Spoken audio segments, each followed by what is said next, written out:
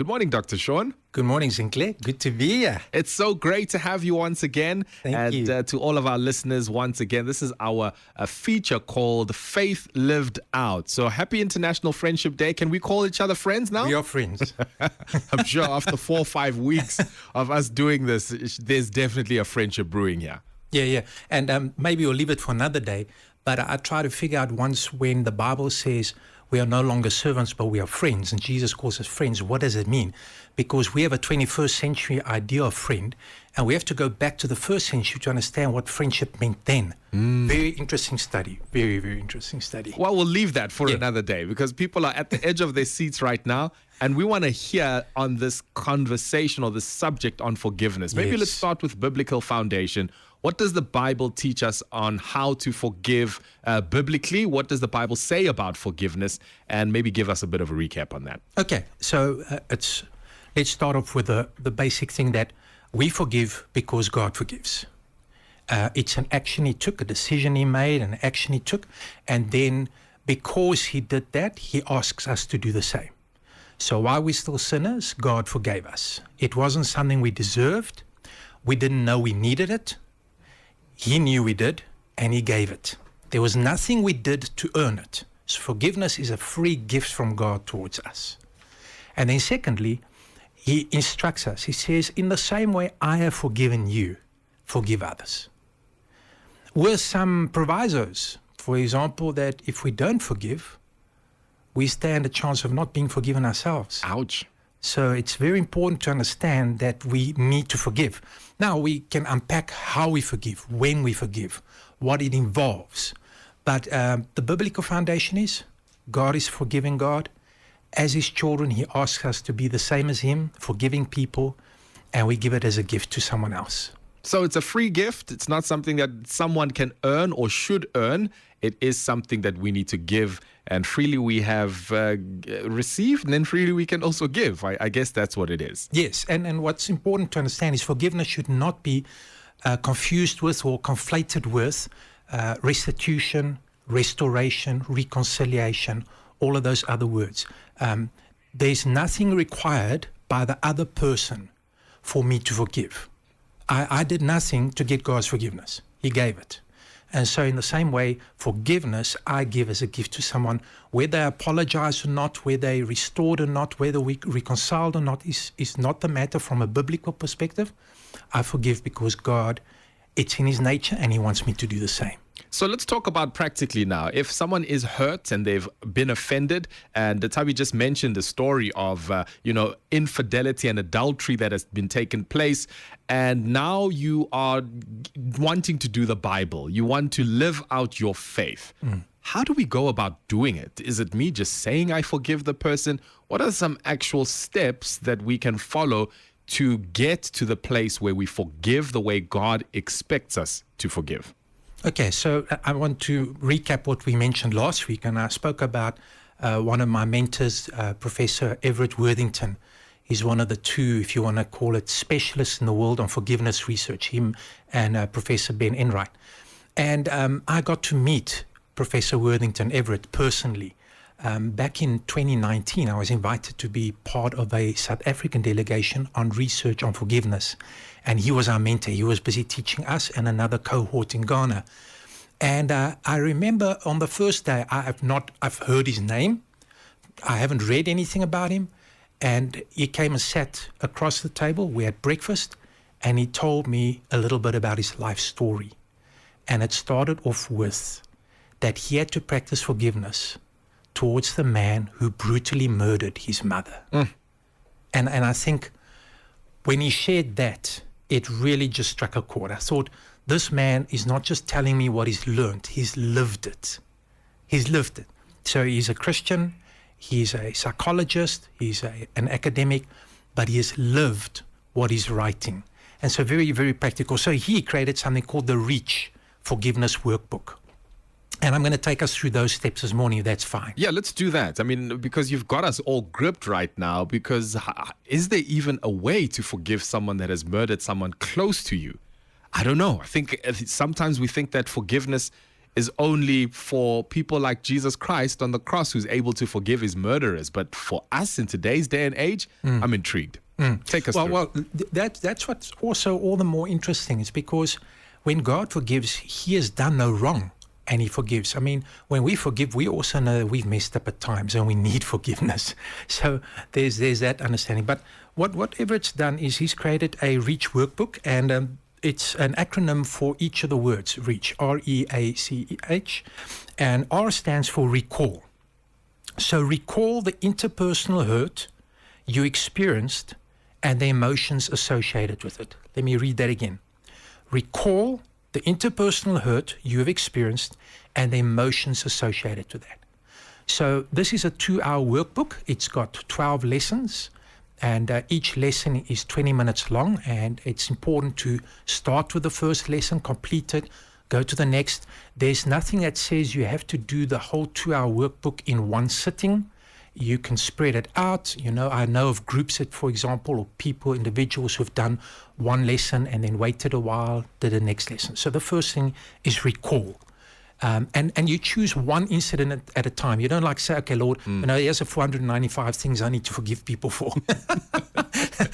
I'm going to work on this one thing. And we used the example a couple of weeks ago, you and me in church, in the foyer. I waved. You didn't see me. You didn't wave back. I was a little bit hurt, offended, very small on the Richter scale, a low offense. So what do? I recall that moment. I say, okay, I was in the foyer and I saw Zinhle across there, and I waved, and he didn't wave back, and I really felt just hurt. I felt like my friend didn't recognize me. It was a public space, and I felt humiliated, embarrassed. I felt hurt. Step one. Recall. So you have to actually go there. And I think that's the difficult thing for many people to do, is to go there. And I think even with psychology, when you've suffered a heavy trauma, even your brain wants to shut those things out. But in order for us to get to that place of forgiveness, the first step is to recall. Yes, and it's to take that step. So I love the way the Bible is just so real. Yeah. There's this guy that Jesus comes to, and in the conversation, the words come out, I believe, help my unbelief. It's like God meets us where we're at. And so I've at times been in a situation where I went, Lord, I don't feel like or want to forgive this person. But my first prayer is, will you help me to want to? Will you help me to make that decision, take that first step? And so you're right, we have to recall. The second step is to empathize. So try to empathize with the offender. Empathize. Try to empathize with the offender. In the case of Everet, he tried to empathize what happened. He tried to put himself in the shoes. And one of the things he told me was he realized the burglar hadn't expected anyone to be home. And when his mom arrived, it caught him unawares. Now, again, I mentioned this last week, we're not excusing actions, we are trying to understand them. So he tried to empathize, he tried to put himself in that person's shoes and saying, yes, I can understand you get a fright, and maybe the first thing you do is lash out. Is it right? We're not talking about that right now. We're just trying to understand. So the second step is empathizing.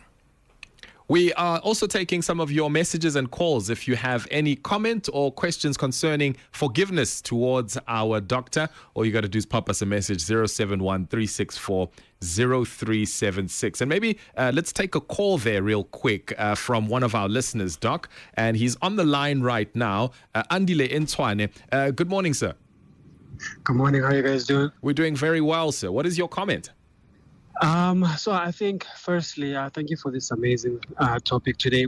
I think we must always make sure that we remember forgiveness has to do with you as an individual. And I'm going to stick to the faithful part. If you were with a partner who has decided to dishonor your marriage, dishonor the faith that you are supposed to be showing towards each other, the forgiveness that you need to portray does not mean it needs to come with excess. I am only 27 years of age. I've sat on tables where I've heard grown people married people that they forgave someone for adultery, they forgave someone for, cheating, if maybe there was a girlfriend and so forth. And at the end of the day, you can see how it's still killing them inside. They're trying all their best to forgive, to let go, but they can't because they still kept the person. You're still around this individual. You are still next to them. Yes, you may say you are doing it for the kids, but at the end of the day, you need to put yourself before you think of the kids so that you know that what you're doing for yourself is the best decision. Then from there, you will make the best decision for the kids. That's how you get to benefit from you yourself, making the best decision for you. Then it's going to trickle down to actually making the best decision for your kids. People are dying because they are with people who are choosing not to choose them every day, just because you want to remain faithful to this partner or to remain faithful to your vows. But even God has given us permission to let go of those people because they are not honoring what He has said, what I bring together, no man can break. But they're choosing to break it. So I think it's important for people to say, I will forgive you, I will let go, for me to heal, for me to find myself again, for me to be able to be the best version of myself. But it does not mean excess. Yes, we can co-parent, but it does not mean excess. We have to cut the excess, guys. Okay. Like the standard of faithfulness is so high. We have never been betrayed by God. We've never been betrayed by Jesus. In fact, we are the ones who do the betraying.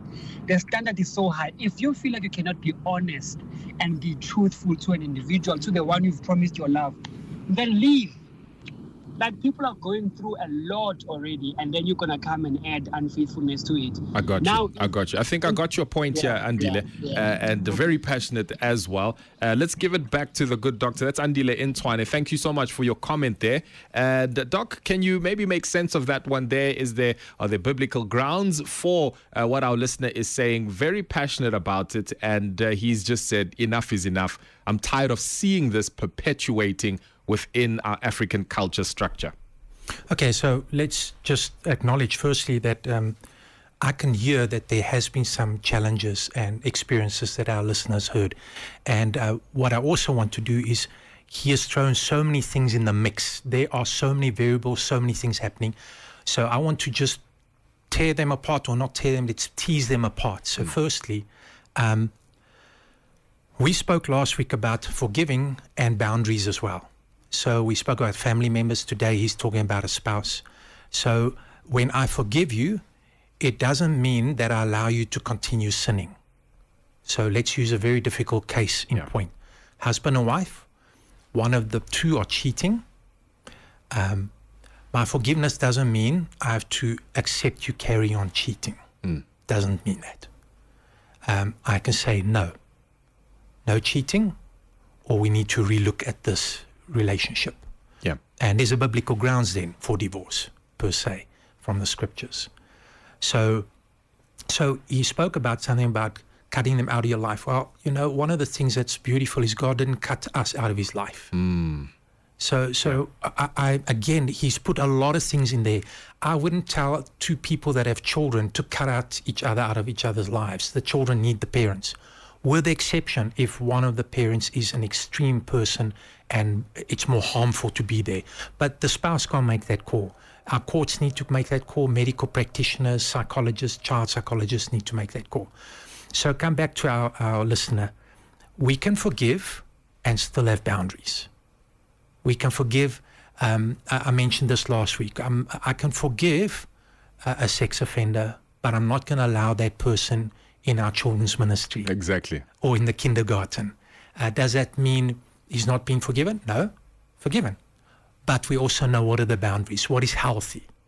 And so I think to this listener, that's what I would say. So there's a lot to do here, and it would maybe be wonderful if he or anyone else listening in the same situation were to work through this book, chat to their pastor, chat to a counselor, a psychologist, and to work through this book one incident at a time and say, okay, what I need to do. So make it clear, forgiveness can be given and boundaries can be in place. Both are necessary.